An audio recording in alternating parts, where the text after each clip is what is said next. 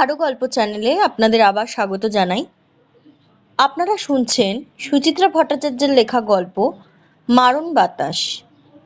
আজ আমি নিয়ে এসেছি এই গল্পের চতুর্থ পর্ব।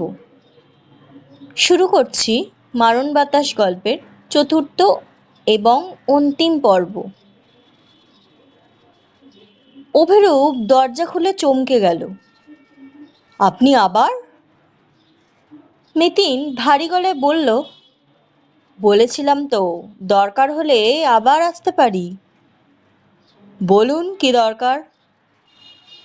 আপনার মাকেও ডাকুন, একসঙ্গে দুজনকেই বলবো। আওয়াজ পেয়েই বুঝি অপর্ণা বেরিয়ে এসেছেন ঘর থেকে। বিস্মিত চোখে দেখছেন মিতিনকে। দুজনের দৃষ্টি উপেক্ষা করে মিতিন সোজা সোফায় গিয়ে বসল। কেটে কেটে বলল, চিত্রলেখা ফাঁসি কাটে ঝুললে আপনার কি ভালো লাগবে অপর্ণা দেবী? অপর্ণা নিরাসক্ত চোখে তাকালেন। অনেক পাপের ফল তো ভুগতেই হবে। তার থেকেও বড় পাপ কিন্তু আপনি করেছেন। আপনিই সৌম্যরূপকে মেরে ফেলেছেন। কি পাগলের মতো কথা বলছেন? অভিরূপ চেঁচিয়ে উঠল, কি বলছেন আপনি জানেন? ঠিকই বলছি। অপর্ণা দেবী সজ্ঞানে সুপরিকল্পিতভাবে ঠান্ডা মাথায় আপনার দাদাকে হত্যা করেছেন। মিতিন সরাসরি অপর্ণার চোখে চোখ রাখল। অঙ্কটা ফেঁদেছিলেন খুব ভালো, কিন্তু শেষ রক্ষা করতে পারেননি। অপর্ণা নতমস্তকে দাঁড়িয়ে। অভিরূপ একবার মাকে দেখছে, একবার মিতিনকে। আমি তো কিছুই বুঝতে পারছি না। বুঝবেন, বলি। দৃশ্যগুলো আমি পরপর সাজিয়ে দিচ্ছি, ভুল হলে অপর্ণা দেবী সংশোধন করে দেবেন। চিত্রলেখা সেদিন ঘরে ঢোকা মাত্র অপর্ণা দেবী বেরিয়ে গিয়েছিলেন, কিন্তু বেশিক্ষণের জন্য নয়, আবার ফিরে এলেন। স্বামী স্ত্রীতে কথা হচ্ছে, পর্দার এপার থেকে নিঃসাড়ে শুনছেন। বুকের মধ্যে কান্না জমে উঠছে, সঙ্গে সঙ্গে ক্রোধ। চিত্রলেখার ঘুমের ইঞ্জেকশন দেওয়া দেখলেন অপর্ণা দেবী। সত্যি ছোট সিরিঞ্জ খুঁজে না পেয়ে রাইলস টিউবের জন্য রাখা 50 শিশির সিরিঞ্জটা দিয়েই সৌম্যরূপকে ঘুম পাড়িয়ে দিল চিত্রলেখা। ব্যথায় ছটফট করছিল সৌম্যরূপ, শুধু ব্যাধির যন্ত্রণায় নয়, মনের ব্যথাতেও। দেখে সহ্য হচ্ছিল না অপর্ণা দেবীর। চিত্রলেখা বেরোনোর মুখে মুখে তিনি সরে গেলেন নিজের ঘরে। ওর ঘরটা এক টেরে, সৌম্যরূপের ঘর থেকে বেরোনোর সময় দেখাই যায় না প্রায়। চিত্রলেখা চলে যাওয়ার পরই ছেলের ঘরে এলেন অপর্ণা। হাতে তখন তার গ্লাভস অথবা রুমাল। পুত্রবধূর দয়া দেখিয়ে স্বামীকে ঘুম পাড়ানো তখন তার মাথায় আগুন জ্বালিয়ে দিয়েছে। উনি নিজে ডাক্তারের স্ত্রী, এয়ার এম্বলিজম কি করে করতে হয় ওর জানা আছে। বুকে পাথর চেপে ঘুমন্ত ছেলের হাতে বাতাস ইনজেক্ট করলেন অপর্ণা দেবী। বুদ্ধি অপর্ণা দেবীর অতি ক্ষুরধার। 10-15 মিনিট অপেক্ষা করে ছুটলেন সামনের ফ্ল্যাটে। অন্ধকার ঘরে শুয়ে আছেন রানী লাহিড়ী। তার ঘরের আলো জ্বাললেন, তার সঙ্গে কথা শুরু করলেন। মনের মধ্যে তখন তার তোলপাড় চলেছে, কথা বেরোচ্ছে না, শুধুই কান্না আসছে। কাঁদতে কাঁদতেও হিসেব বলেননি।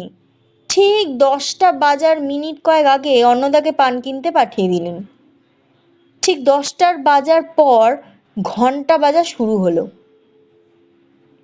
1, 2, 3, 4 কথা বলতে বলতে এক পা এক পা করে সুইচ বোর্ডের দিকে সরে যাচ্ছেন অপর্ণা দেবী। নবম ঘন্টা পড়ার সঙ্গে সঙ্গে আলো অফ। 10ম ঘন্টা আর বাজল না। অন্ধ রানী লাহিড়ী কিছুই টের পেলেন না, কিন্তু তাকে 9টার ঘন্টা বাজার কথাটা অপর্ণা দেবী স্মরণ করিয়ে রাখলেন এবং অন্নদা ফেরার পর তিনি নিজের ফ্ল্যাটে ফিরে এলেন। তখনই প্রায় 10:30। সঙ্গে সঙ্গে ডাক্তার ডাকলেন, তারপর পুলিশ। যেভাবে যা চেয়েছিলেন অপর্ণা দেবী সবই পরপর ঘটতে লাগলো। একে তিনি মা, তার উপর নটার অ্যালিবাই তার করাই আছে, তাই তিনি আগাগোড়াই সমস্ত সন্দেহের ঊর্ধ্বে থেকে গেলেন। কিন্তু একটা কথা মাথায় আসেনি। অন্যদিকে কায়দা করে তিনি হটিয়ে দিয়েছিলেন বটে, কিন্তু সে যে চিত্রলেখা যাওয়ার প্রায় 1 ঘন্টা পরে ফ্ল্যাট বাড়ি ছেড়ে বেরোচ্ছে, এ তথ্য সিকিউরিটির কাছ থেকে সহজেই উদ্ধার করা যায়। অতএব 9টার সময় চিত্রলেখাও চলে যাচ্ছে, আবার 9টার সময় অন্নদাও বেরোচ্ছে। দুটো তো কিছুতেই মেলানো যাবে না।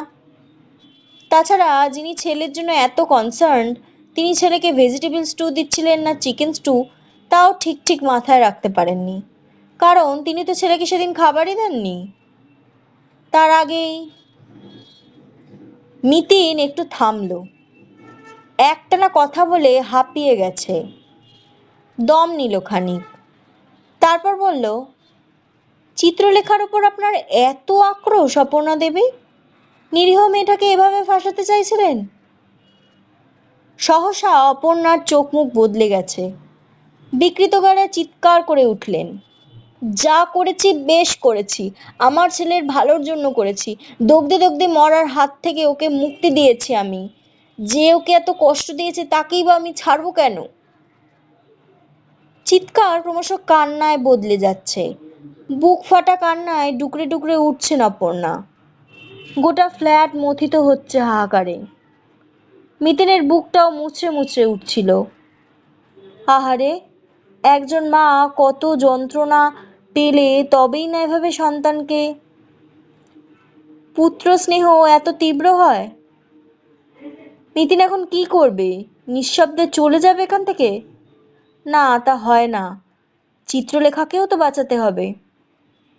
কাঁপা কাঁপা পায়ে টেলিফোনের দিকে এগিয়ে গেল মিতিল। শেষ হলো মারণ বাতাস গল্পের অন্তিম পর্ব। গল্পটি যদি আপনাদের ভালো লেগে থাকে এবং আমার গল্প পাঠ যদি আপনাদের ভালো লেগে থাকে, তাহলে চ্যানেলটাকে অবশ্যই সাবস্ক্রাইব করে দিন আর একটা লাইক অবশ্যই করে দিন। তাতে আমি পরবর্তী গল্প পাঠে অনুপ্রেরণা পাব। ধন্যবাদ।